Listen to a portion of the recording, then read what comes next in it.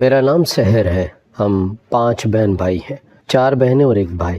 میرا تعلق ایک کھاتے پیتے گھرانے سے ہے۔ میرے دادا ابو کی اپنی بہت سی زمینیں تھیں، جن میں سے کچھ بیچ کر میرے ابو نے شہر میں کاروبار شروع کیا تھا، جس میں اللہ نے بہت برکت دی اور وہ ایک کامیاب بزنس مین بنے۔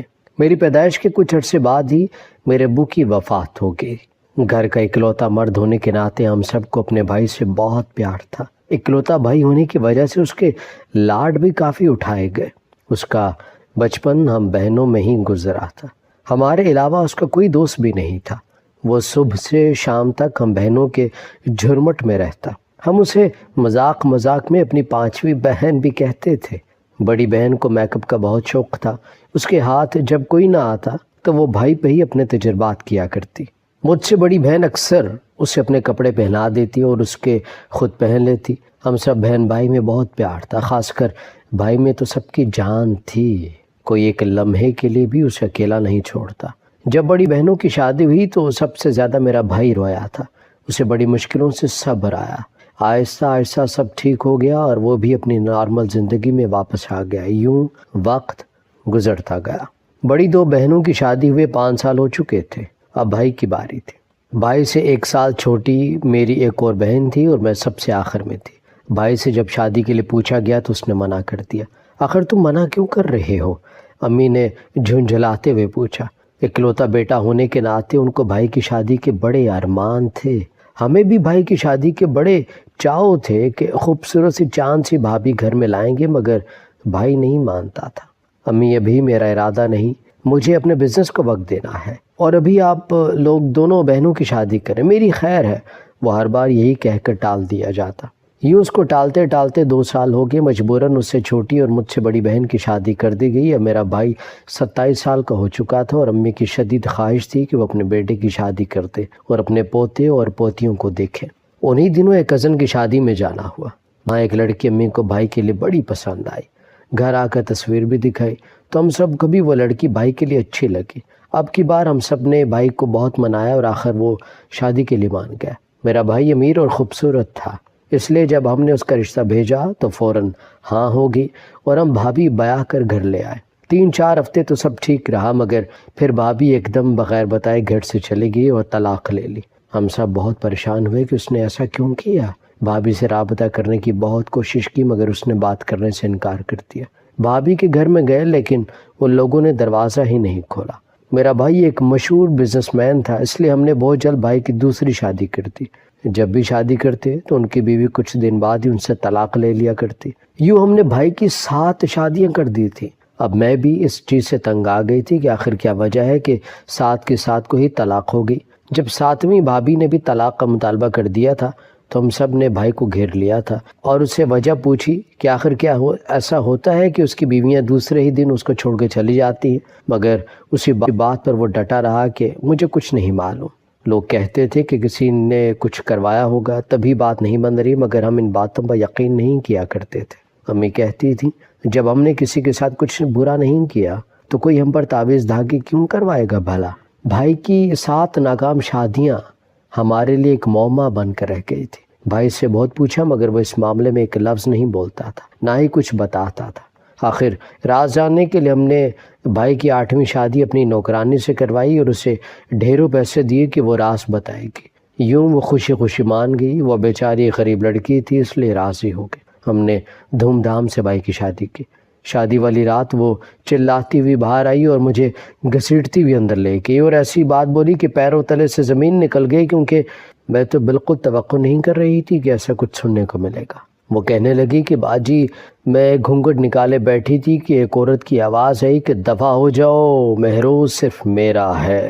اس نوکرانی یعنی میری 8ویں بھابھی کے کہنے کے مطابق میرا بھائی کمرے میں آیا ہی نہیں تھا بلکہ کوئی عورت آئی تھی، جو یہ کہہ کر فوراً واپس چلی گئی کہ جبکہ ہم نے بھائی کو خود کمرے میں جاتے دیکھا تھا۔ کمرے کا حال بھی ویسا نہیں تھا جیسا ہم نے سجایا تھا۔ پھولوں کا نام و نشان نہیں تھا، حالانکہ میں نے خود بیڈ پر اور پورے کمرے میں پھول پھیلائے تھے۔ میں بدحواس ہو کر باہر آئی، پورے گھر میں بھائی کو ڈھونڈا مگر وہ کہیں نظر نہیں آیا۔ مجھے سمجھ نہیں آ رہی تھی کہ یہ ہو کیا رہا ہے۔ میرے سامنے وہ خود کمرے میں داخل ہوا تھا اور اب وہ کہیں تھا ہی نہیں۔ ہو سکتا ہے بھائی کمرے میں آنے کے فوراً بعد ہی کہیں چلا گیا ہو۔ میں نے سوچا میں نے بھائی کو کال ملائی تو اس کا فون بند جا رہا تھا۔ صورتحال بہت پریشان کن تھی۔ میں نے اپنی بھابھی کو کمرے میں جانے کو کہا مگر وہ ڈر گئی تھی اور کسی صورت اندر جانے کے لیے تیار نہیں تھی، مگر مجھے تو راز جاننا تھا، اس لیے اس کو زبردستی کمرے میں بھیجا۔ میں خود بھی اس کمرے میں جا سکتی تھی، مگر ہمارے ہاں یہ بہت معیوب بات سمجھی جاتی تھی کہ بہن اپنی بھائی کی غیر موجودگی میں اس کے کمرے میں رہے۔ تم بھول گئی ہو کہ تم نے پیسے کس کام کے لیے لیے ہیں؟ میں نے اس کو سختی سے کہا۔ باجی آپ کی بات تو ٹھیک ہے، مگر مجھے ڈر لگ رہا ہے، پتہ نہیں وہ عورت کون تھی۔ وہ گھبراہٹ سے بولی۔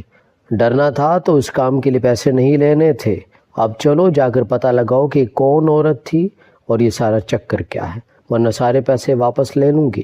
میں اسے بازو سے پکڑ کے اپنے بھائی کے کمرے میں چھوڑنے کی۔ وہ بہت ڈر رہی تھی، لیکن میرے سر پر اس وقت صرف راز جاننے کا جنون سوار تھا، اس لیے میں نے اس کی ایک نہ سنی اور اسے کمرے میں چھوڑ کر آ گئی۔ کچھ دیر بعد امی میرے کمرے میں چلی آئی۔ وہ پریشان لگ رہی تھی۔ امی نے ان سے پوچھا کہ کیا ہوا، آپ پریشان کیوں ہیں؟ تو وہ رونے لگی۔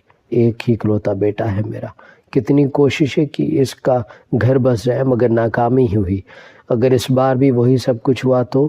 امی کے چہرے پہ آنے والے کل کا خوف تھا۔ میں نے انہیں تسلی دی، اب کی بار اللہ نے چاہا تو سب ٹھیک ہوگا۔ ریشم کبھی بھی بھائی سے طلاق نہیں لے گی، وہ ایک غریب لڑکی ہے۔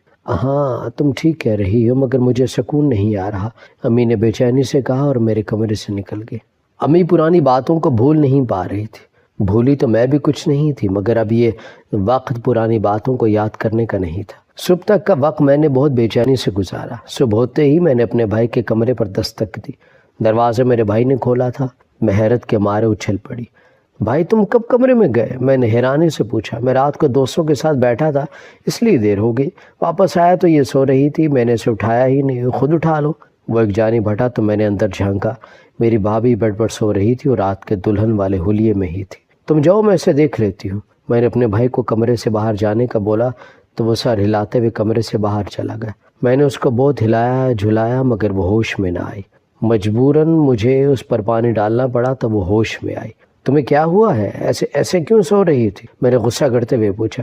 باجی مجھے پتہ ہی نہیں چلا کہ کیسے آنکھ لگ گئی، میں تو انتظار کر رہی تھی ان کا، پھر پیاس لگی تو دودھ پی کر سو گئی، اس نے معصومیت سے بتایا۔ وہ میری جتنی ہی تھی، مگر چونکہ ہماری نوکرانی تھی پہلے، اس لیے مجھے باجی کہنے کی عادت تھی۔ اس کا نام ریشم تھا۔ میں جھنجھلا کے، راز ابھی تک کھلا نہیں تھا، اگلے دن ولیمہ تھا۔ میں نے ریشم کو اچھے سے سمجھا دیا کہ بھائی اسے جو بات کرے مجھے لازمی بتائے۔ وہ رات گزر گئی۔ اگلے دن میں نے ریشم سے پوچھا تو اس نے پھر یہی بتایا کہ بھائی کمرے میں گیا ہی نہیں۔ ہم لوگ بھائی سے پوچھ بھی نہیں سکتے تھے، ورنہ وہ برا مان جاتا کہ تم لوگ میری جاسوسی کرتے ہو۔ چند دن مزید گزرے مگر کچھ بھی نہیں پتہ چلا، کیونکہ میرا بھائی شام ہوتے ہی گھر سے چلا جاتا اور دوپہر کے بعد آفس سے گھر آتا۔ ہمیں محسوس ہو گیا شاید وہ ریشم کی وجہ سے گھر پر رات نہیں گزارتا۔ میں بہت دنوں سے اس راز کے پیچھے تھی۔ آخر میں نے پلان بنا لیا کہ بھائی کو بولوں گی کہ ریشم یہاں سے چلی گئی ہے تو وہ پھر لازماً رات اپنے کمرے میں گزارے گا۔ وہ ریشم کمرے میں ہی کہیں چھپی ہوگی تاکہ حقیقت پتہ چل سکے کہ بھائی عورتوں سے خائف تھا یا کوئی اور مسئلہ تھا۔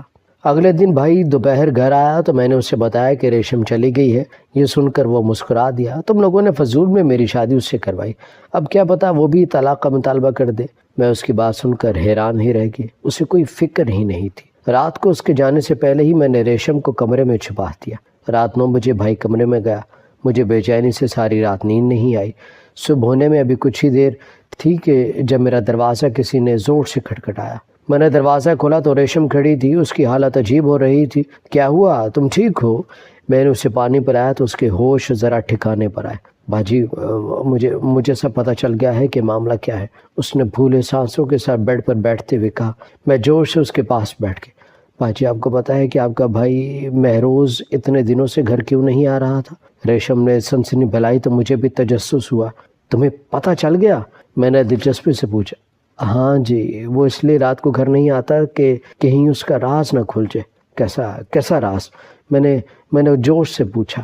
باجی آپ کا بھائی رات کو وہ نہیں رہتا جو دن کو ہوتا ہے، رات کو ایک لڑکی کا روپ دھار لیتا ہے۔ میں کمرے میں صوفے کے پیچھے چھپی ہوئی تھی۔ جب وہ رات کو کمرے میں آیا، سیدھا الماری کے پاس گیا، وہ لڑکیوں والے کپڑے نکال کر پہنے اور میک اپ کر کے گھونگھٹ نکال کر بیڈ پر بیٹھ گیا۔ میں حیران ہوتی ہوئی اس کے سامنے گئی تو پہلے تو میرے سامنے لڑکیوں کی طرح شرمانے لگا، وہ اپنے آپ کو کہ لڑکی سمجھ رہا تھا اور آواز بھی لڑکی والی نکال رہا تھا۔ پھر کہنے لگا کہ تم دفع ہو جاؤ، مہروز صرف میرا ہے، میں دلہن ہوں اس کی۔ باجی اس وقت وہ مہروز نہیں کوئی اور ہی لگ رہا تھا، وہ اسی عورت کی آواز نکال رہا تھا جس کی آواز میں نے پہلے دن سنی تھی۔ یہ تم کیا بکواس کر رہی ہو؟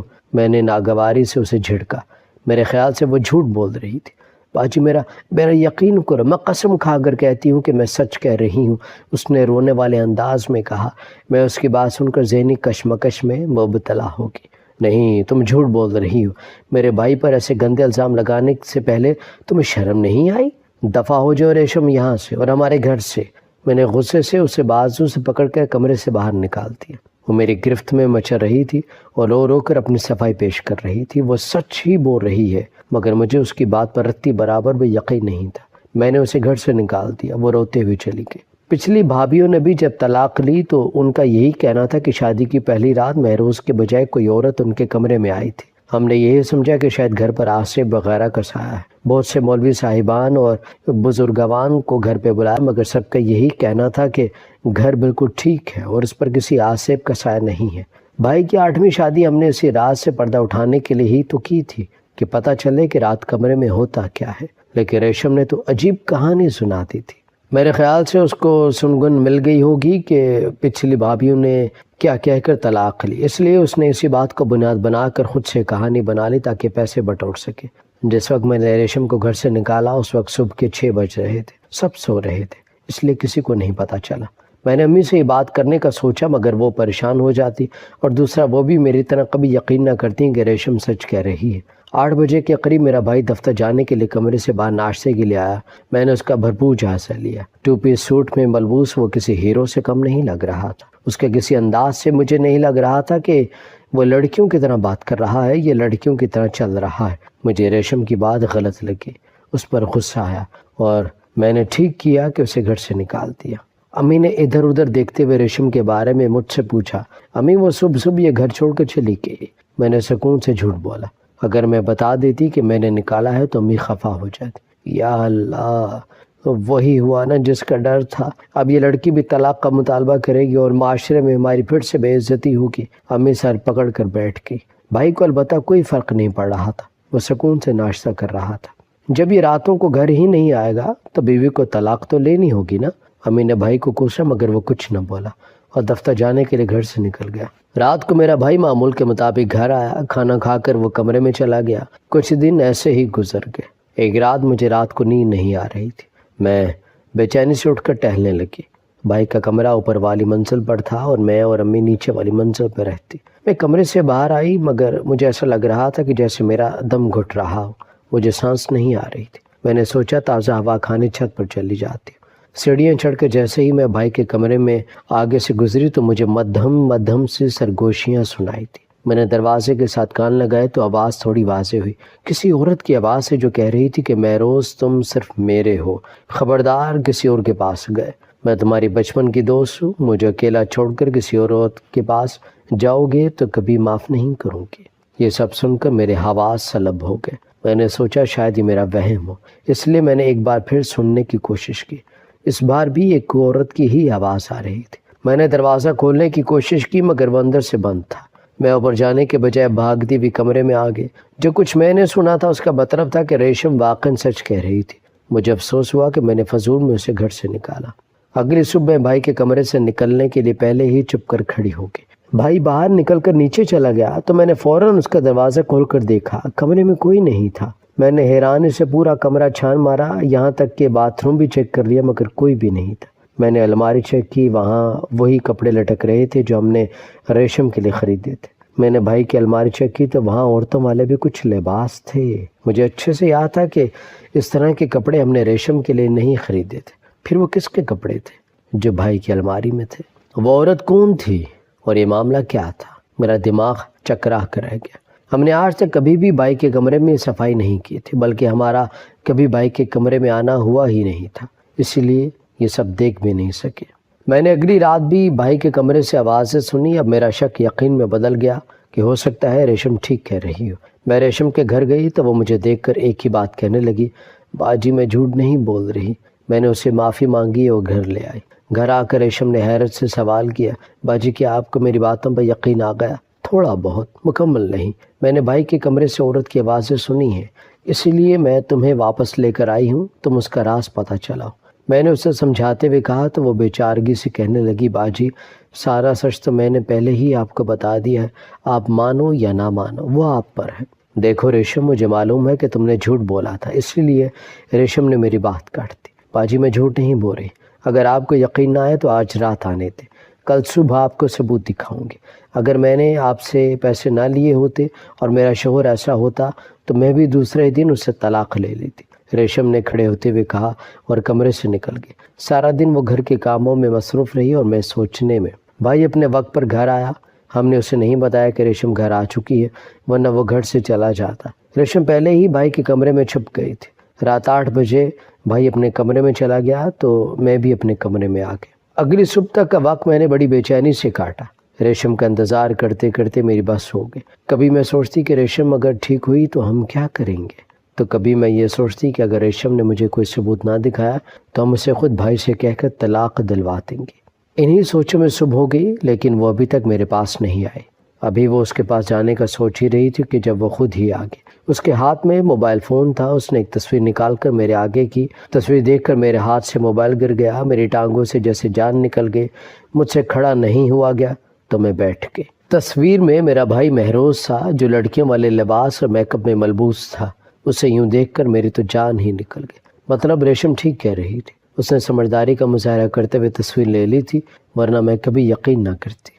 اس بات کا تو مجھے بھی شک تھا کہ بھائی کے ساتھ ہی کچھ غلط ہوگا، ورنہ پہلی بیویاں اسے چھوڑ کر نہ جاتی، مگر مجھے اس بات کا اندازہ نہیں تھا کہ بات اتنی بڑھ جائے گی۔ ریشم نے فاتحانہ نظروں سے مجھے دیکھا، میں اس سے شرمندہ تھی اور نظریں نہیں ملا پائی۔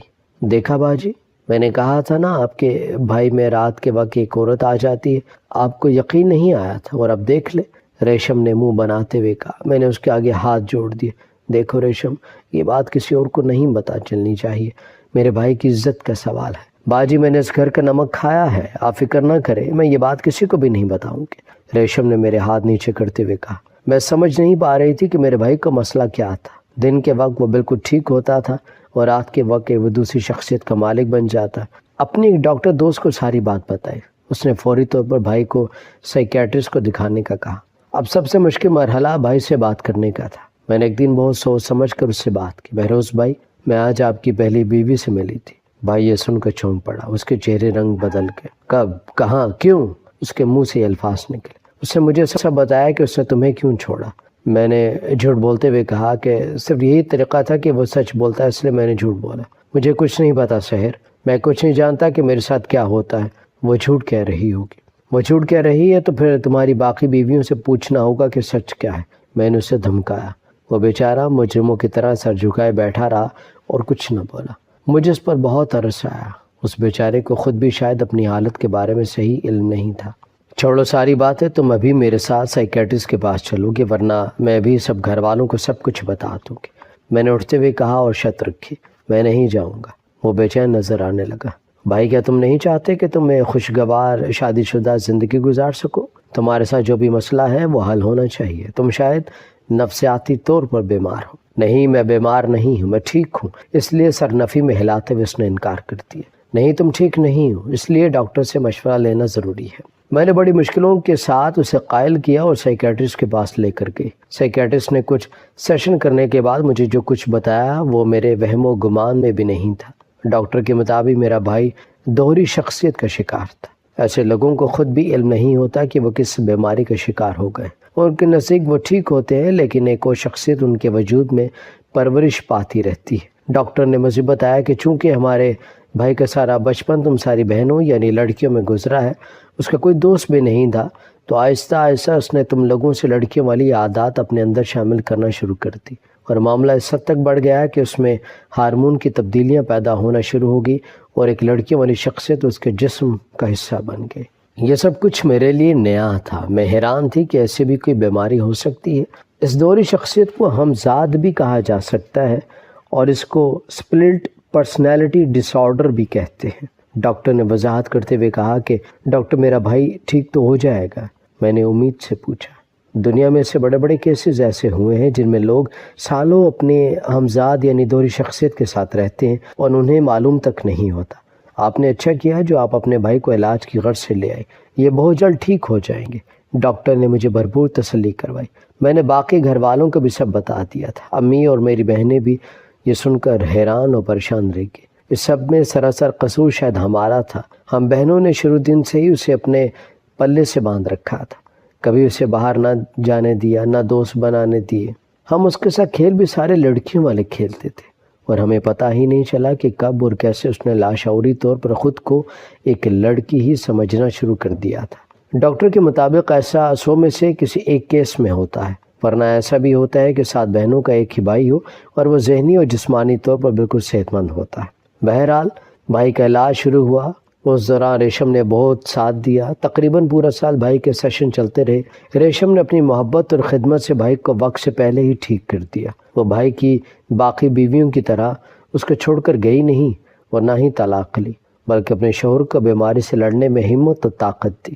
ہم نے جو اسے پیسوں کا لالچ دے کر بھائی سے شادی کے لیے راضی کیا تھا، اب اس کی خدمت کے معترف ہو گئے تھے، اور ہرگز نہیں چاہتے تھے کہ بھائی کی باقی بیویوں کی طرح وہ بھی اس کو چھوڑ کے چلی جائے۔ کچھ عرصے بعد میرا بھائی بالکل ٹھیک ہو گیا۔ ہم نے اللہ کا لاکھ لاکھ شکر ادا کیا کہ اس نے سب ٹھیک کر دیا۔ اس بار میرے بھائی کی شادی کامیاب ٹھہری تھی، اور جتنے بھی راز سے ان سب سے پردہ اٹھ گیا تھا۔ اب آگے ایک خوشگوار اور خوشی بھری زندگی منتظر تھی، کیونکہ اب ساری مشکلات کا خاتمہ ہو گیا تھا۔ میں نے دل سے دعا کی کہ اب کوئی مصیبت یا پریشانی ہمارے گھر کا راستہ نہ دیکھے۔